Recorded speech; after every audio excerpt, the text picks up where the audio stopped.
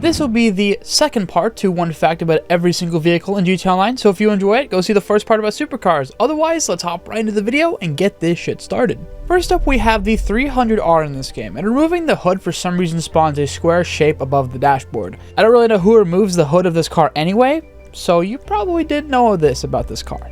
And on the 8F Drafter, this again you won't notice because indicators don't work in this game anyway, but the front indicators on this car are unbreakable. You can see in the gameplay, I break the headlights, but the indicators do not break for some reason. And during the beta of this game, the 9F actually had the front badge that you see on the grille on the hood. Again, this doesn't really matter too much, but if I find like an old screenshot of it, it's just a cool fact to know. And for the 9F Cabrio, the description actually mentions the customer should pay an extra $5,000 to get the convertible version. But the convertible version of this car, being the Cabrio, is actually $10,000 more than normal 9F. So technically speaking, the description is completely wrong about this car. And for the 10F, the left headlamp illuminates upwards when the high beams are on. You could see in the gameplay it's a little bit strange. On the left side of the car, the lights actually go higher up on the ceiling than the right side. It's pretty easy to notice this, but again, when you're driving it in like free roam, there's not really ever going to be a time noticing it when you're going really fast. And with the 10F wide body, you might run into this problem with its active aero spoiler, that it'll randomly just break, clipping through the actual car. I've had this happen on a few cars.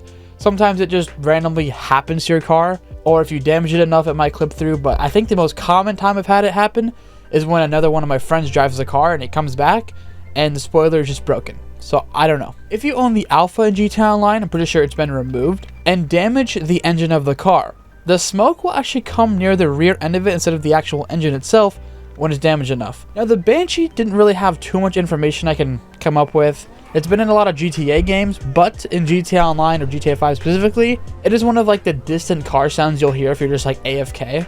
I don't know if I'll have gameplay for this, so you're probably just going to see the Banshee in the background. And the Banshee GTS, if you have seen the artwork showcase for Agents of Sabotage, it has a white stripe, or I guess two, one big one, one small one.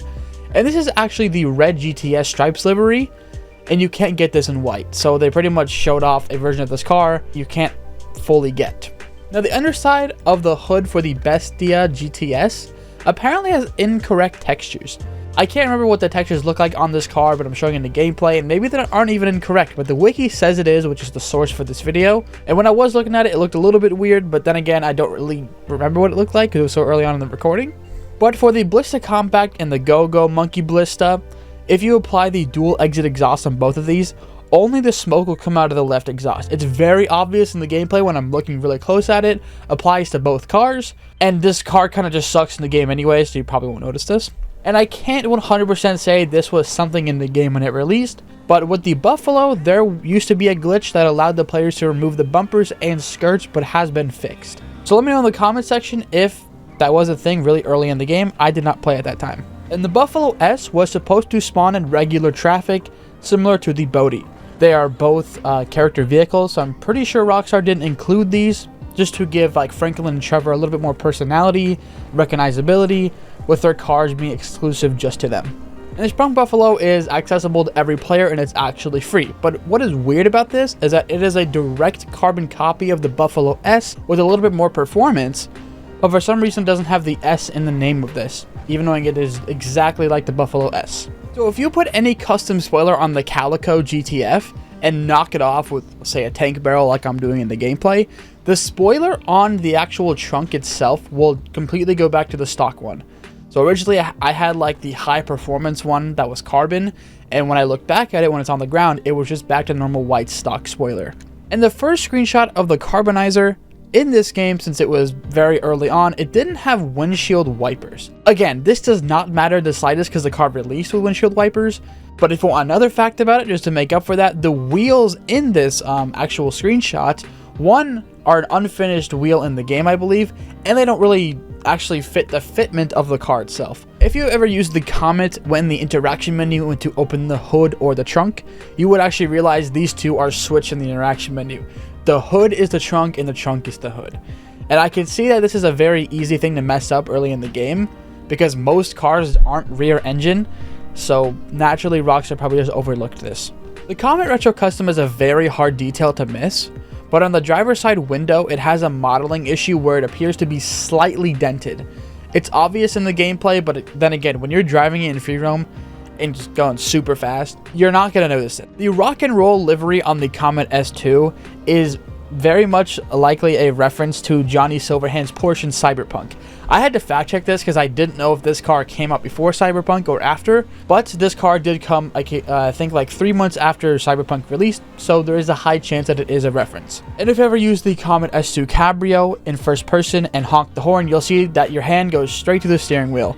It doesn't even like lay on the horn correctly. Your wrist like bends and then goes into the steering wheel. I'm not really sure what kind of glitch caused this, but it's very strange. If you've ever driven the Comet Safari, I mean, everyone knows this.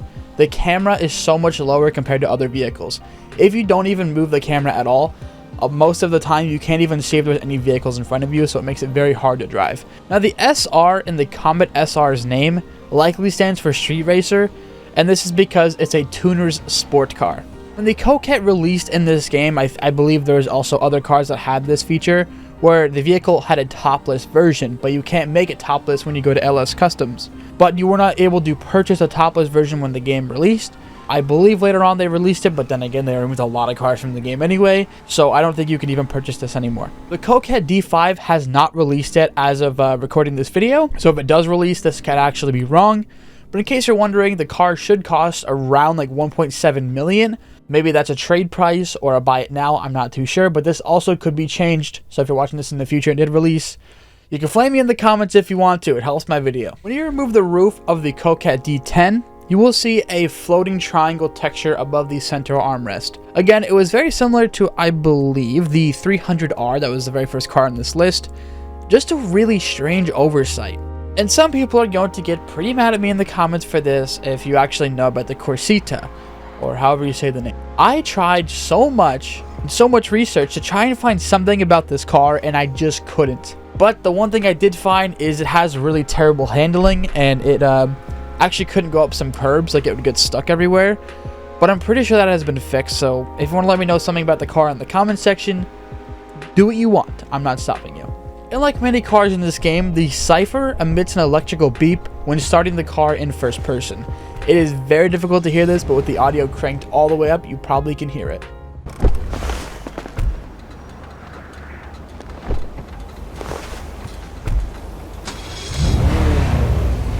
If you ever driven the Drift Tampa, you probably have seen like the tow hook on it in the front of the car. But if you've actually looked at it before, it is directly mounted over the car's turn signal. Again, this actually doesn't really matter in the car because you can't use turn signals anyway.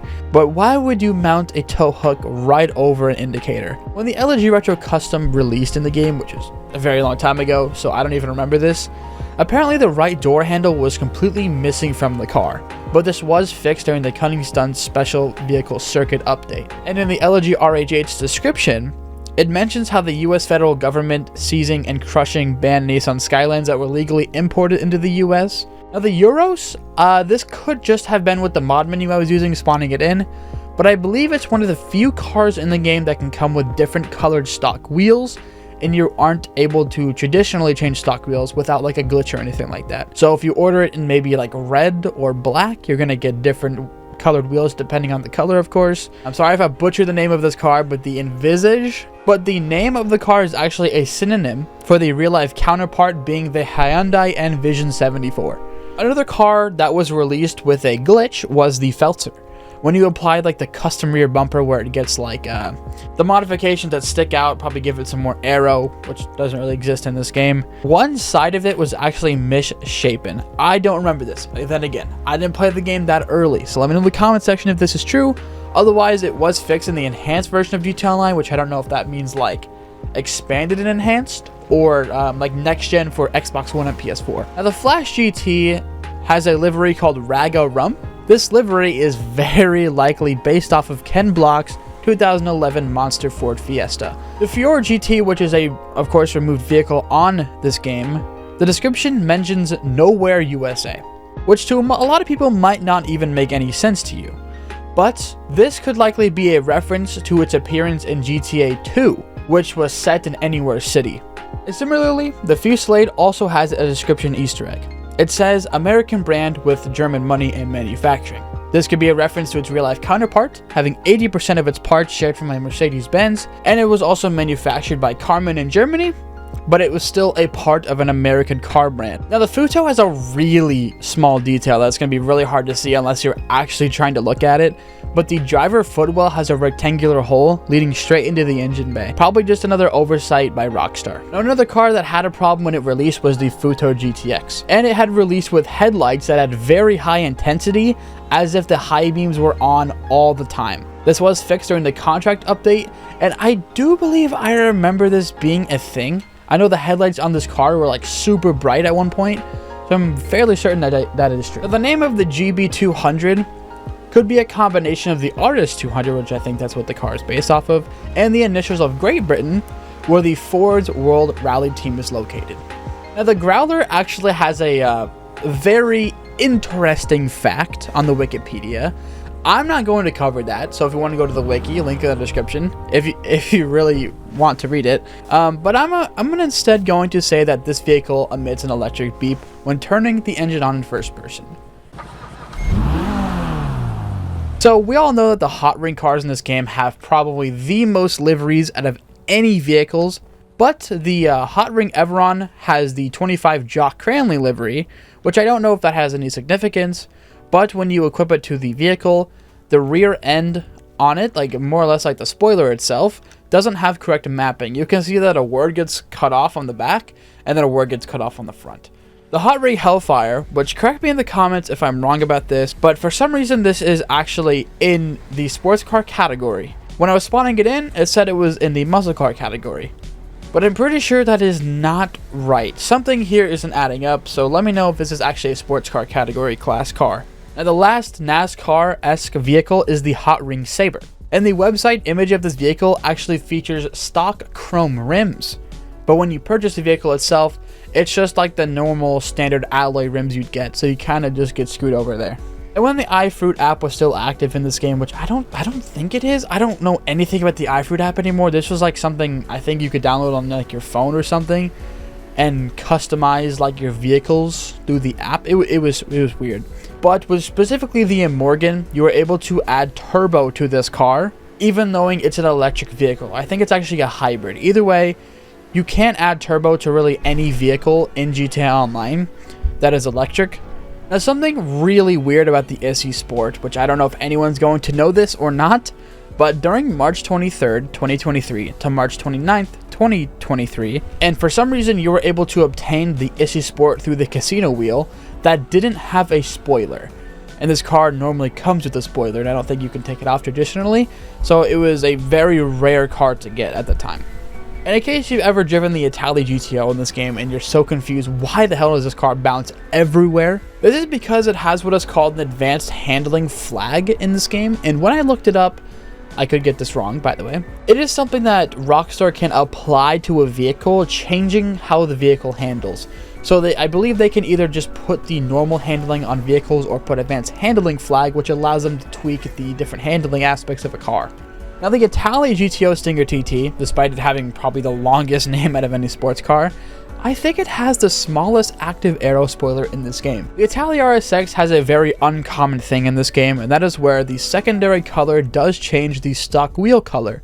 Now, similar to the Alpha I mentioned earlier, how the smoke comes from the back of the car than the front, well, the Jester had a similar problem, but the car is reversed, so it is a rear engine vehicle, but when it released, it had smoke coming from the front of it like it was just a normal car. But the Jester race car has an interesting sponsor on it. Took me a little bit while to find this, but it's because it's on the back of the little lip spoiler, and it reads Dinka International Competition Kit. And this is an acronym that spells out the word dick. I'm pretty sure that was intentional by Rockstar. They do a lot of weird things like that.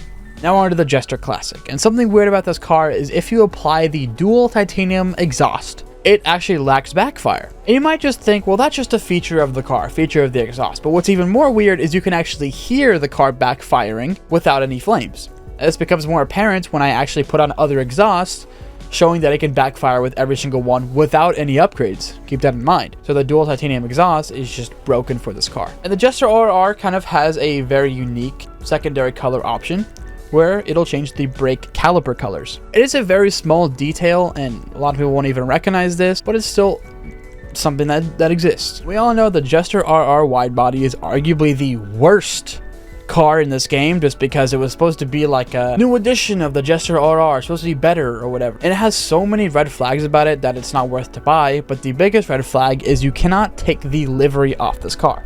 Now, in my opinion, I think the livery actually looks quite good. I don't mind that it's on the car. But there are so many people that say that this livery just isn't meant for the car, or don't like the livery, or just don't like that you can't remove it, which is totally fair. Now, the Jugular, for some reason, you can't take this car to the car wash. I don't know why. It just doesn't let you. It says that you just cannot enter the car wash with this car. Now, Chameleon is an electric car in this game, I think the first one, but it does not have reverse lights. GTA is all about crime, so I guess this is one way to break the law without you really meaning to do it. Now, the Kuruma, I don't know the time period of this happening. Obviously, it's in my notes right now, but I'm pretty sure it happened at another time where it copied over the armored Kuruma armor. So it was bulletproof just like the Kuruma armor is, or highly resistant to bullets. I think that happened when it released, but it also happened when the Los Angeles Tuners update came out, and it acted like the armored Kuruma, obviously. And something unique about the armored Kuruma is that when you purchase this car, I think that it's the only vehicle in the entire game that comes with a matte paint finish, while almost every other car comes with like a classic glossy look. Now, the carbon bolt-on lip spoiler for the Komodo, which is a very specific thing in this game, actually has missing strut supports on the passenger side. You can see that there's at least 2 missing from the car. There's one that's like vertical, one that's like horizontal on the end of it.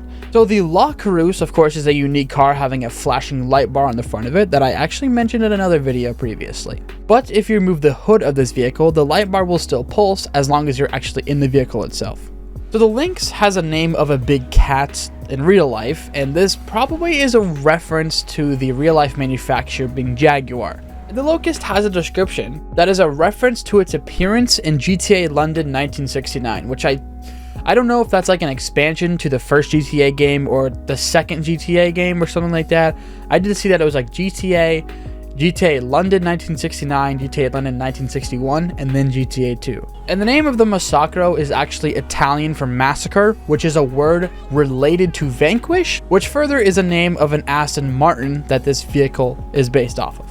And for the race car variant of this car, it's pretty much the same. I couldn't really find a whole lot of information on this car either. But the Neo has something very unique. If you ever driven it, you probably realize that the normal red lights on the back of the car and the brake light are all connected to one like half oval type of look. So if you have your normal lights on while you're braking, the whole light will light up, which is pretty cool. In the Neon, I can't confirm this because I didn't really want to sit in the game for hours, possibly just listening to a radio. But this car is advertised on Blonded, Los Angeles 97.8 FM. So if you ever listen to that radio, you might hear the Neon being mentioned. And I'm not sure if this was intentional on the Niobe. It is a fairly new car, so maybe it wasn't, maybe it is. But the wheel fitment on the rear end is a little bit more tucked in than the front, but it still kind of makes the car look weird. Now for the Omnis, I have personally never seen this on any car. Maybe it's just for rally cars, but the speedometer is actually tilted to the left. And the reason I think this is actually a bug is because every other, well, it wouldn't be speedometer or tachometer, whatever the fuck they're called, in the dashboard, all of them are straight. So I'm not sure why the speedometer itself is actually tilted to the left. Now the Omnis EGT, which is a car that I've never really had in the game or heard anyone talk about, the front license plate is slightly floating in front of the front bumper. Now the Panther, I don't know how to say the name of this car. Apparently it was a limited time car you could get during a specific week, but I do believe it was added to the website anyway. Now, the Paragon R is one of the few cars in the game that has a chime sound when you're starting the car. And the armored variant of the Paragon R allows you to use it in passive mode. Normally you can't use any weaponized vehicles, and passive mode is just a way to, well, not deal with players. But even when you're in passive mode with this car, you still can't use its guns or anything like that. If you're ever in the Paragon S, which again is a new car in this game, the titanium tip bore exhaust does not appear on the passenger side of the car. And you might think, well, it could just be a one-sided exhaust. And you'd be wrong. You can see literally smoke coming out of nothing. And the name of the Pariah means outcast, which could imply that this car was just in a league of its own when it released, and still to this day, it is still considered one of the fastest sports cars in this game. So if you know how to use it right, I mean, it really is an outcast in terms of just being that fucking good. And the penumbra has a weird visual effect where the inner light corona appears to be like slightly offset.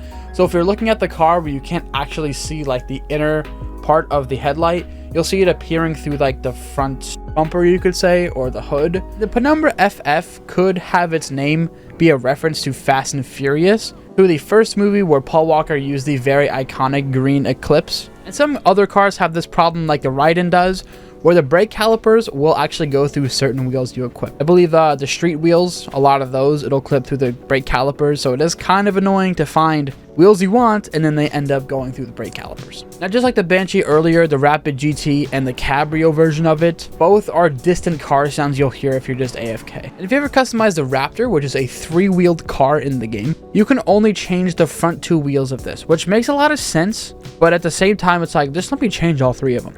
If you're driving the Remus and you have the race seats with the harness, you can notice they're not actually bolted to the frame of the car, or at least when you're looking at it, it doesn't seem that way. The bolts are actually going through horizontally, which is not really how you bolt things into something else if it's just bolting to itself.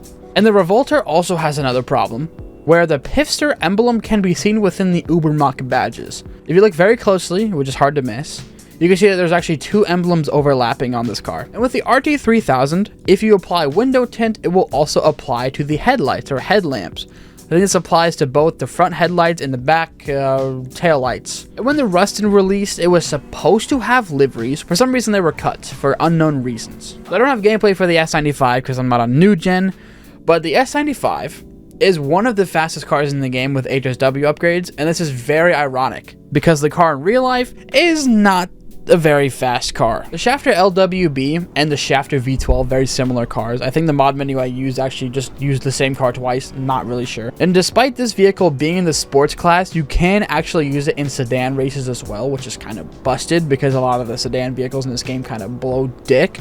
And in the original version of this game, which I'm assuming it means like the first version, being Xbox 360 and PS3, the Schwarzer from a distance would have the same front end as the Shafter I mentioned earlier, pretty much looking like the exact same car.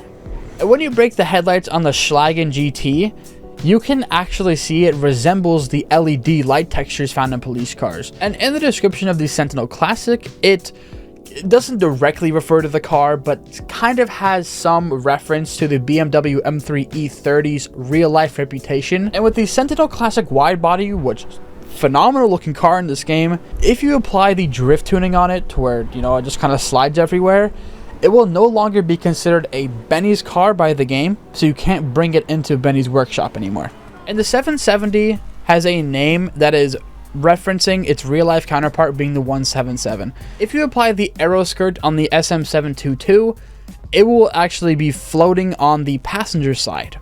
And the Spectre is another car that emits an electrical beep when the engine is turned off. That might have been boring, hearing that again, but the Spectre Custom has to be the most unique car when it comes to its stock variant, because it comes with light blue wheels with whatever paint job that you had on it, and like a light blue interior, or a green interior, my bad. Very interesting color scheme for a car, because it doesn't really go together in any way, unless like you have a red primary, green interior, and blue wheels. You can kind of have like a Christmas theme going on. In the Streeter, if anybody out there that's watching this has this vehicle, very strange. The extended black arches, which you cannot change, have a very weird texture to it. It almost looks like the paint isn't fully on there. It looks like it might have been scratched up a little bit, or whoever did the paint job didn't really know what they were doing. If you drive the Sugoi in first person, pretty unique car because it has an analog and a digital speedometer on the car, but they actually have differences in them. The digital one only goes up to about 106 miles per hour,